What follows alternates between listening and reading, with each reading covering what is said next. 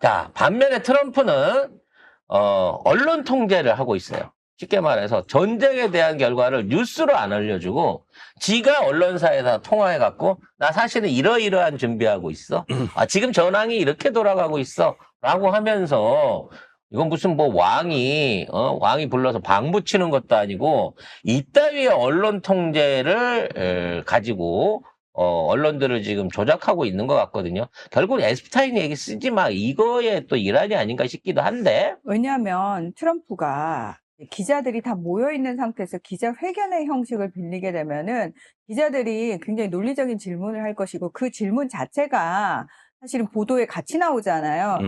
질문은 이성적이고 합리적인 질문이 나오는데 트럼프는 거기에 대해서 마땅하게 대답을 잘 못하거든요. 아무 말이나 하니까요. 예, 그리고 대답할 수 있는 상황이 아닌 거예요. 왜냐하면 누가 봐도 트럼프가 잘못하고 있기 때문에. 그래서 그 상황을 피하기 위해서 전쟁과 관련된 브리핑을 지가 앉아가지고 책상에서 언론사들이 전화를 하는 거예요. 그리고 굉장히 짧게. 있잖아, 내가 방금 하메네이 죽였다? 끝. 질문을 그러니까 기자들이 갑자기 전화를 받아서 대통령이 야 하메네이가요? 그러면 있잖아, 걔 집무실에 있었는데 회의 있었거든. 근데 내가 죽였어. 그리고 끝나는 거예요. 그 기자들은 순간적으로 질문을 해야 되는데 그 질문 자체가 거의 안 받아들여지는 상황인 거예요.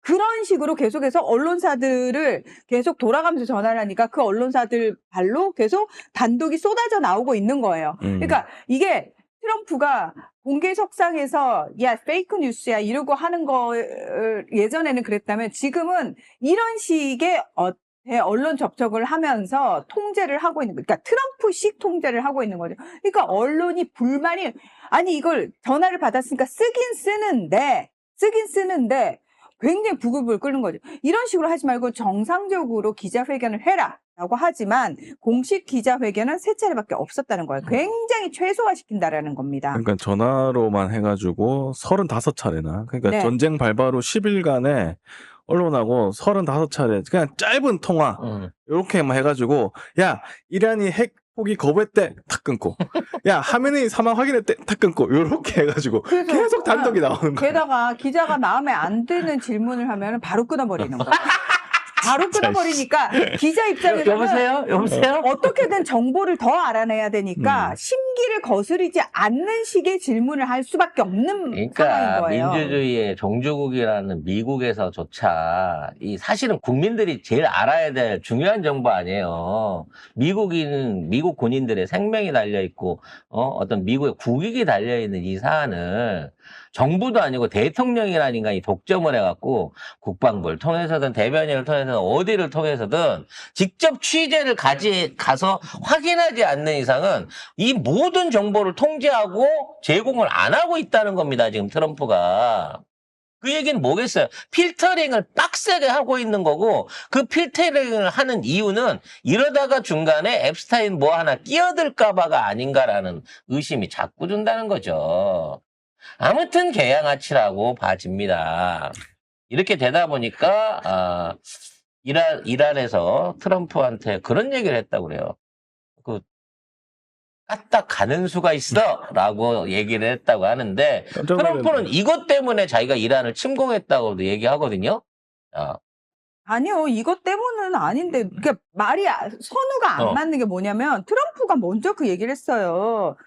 이란이 호르무즈 해협의 석유 흐름을 방해할 경우 기존보다 20배 더 강한 공격을 가하겠다. 그러니까 트럼프가 전쟁국 끝날 거야, very soon 끝날 거야 라고 얘기했지만 헤그세스 국방장관이 우리 이제 시작이야 라고 엇박자를 내듯이 이 새끼가 장이 딱 끝나니까 트럼프가 야 호르무즈 해협 건드리게 해봐 확 내가 더 세게 쳐버릴 거야. 그리고 니들 다시는 국가로서 재건 못하게 만들어 줄 거야. 죽음과 분노가 덮칠 것이다. 뭐 이딴 식의 얘기를 했단 말이에요. 제사장이요? 근데 여기에 대해서 이란 최고 국가안보회의 사무총장이 있죠. 라리자니. 하메네이가 순교하기 전에 이제 본인의 실권을 넘겨준 그 사람이 트럼프가 이렇게 위협했는데 어떻게 생각해? 허황된 거다라고 얘기를 하면서 니나 제거되지 않도록 조심해라고 이야기를 했다는 거예요. 그 이전에도 트럼프는 이란에 자기를 죽이려고 하는 세력들이 있고 또 그걸 주도하고 있는 군 장성이 있어서 내가 걔네들 쓸어버리기 위해서 내가 폭격한 거야. 이런 개소리를 또 친 적이 있거든요, 스스로가. 그러니까 지금 이란을 침공한 명분을 뭔가로 확실하게 못 잡고 있는 거야. 말이 바뀌죠. 네. 계속 바뀌어요. 무슨 뭐 호르무즈 안정, 뭐 개뿔이나 이런 거고, 결과적으로 따져놓고 보면 그냥 협상한다 해놓고 협상하라고 회의하고 있는 걸 쳐버린 거잖아요. 그러니까 이란 자체도 난 미국의 협상을 믿지 않는다는 거야. 세 번째라는 거야, 벌써. 협상하고 뒤통수 친 게. 결론적으로 이란과 미국은 어떤 뭐 완벽한 합의를 만들어낼 가능성은 없습니다, 이제는.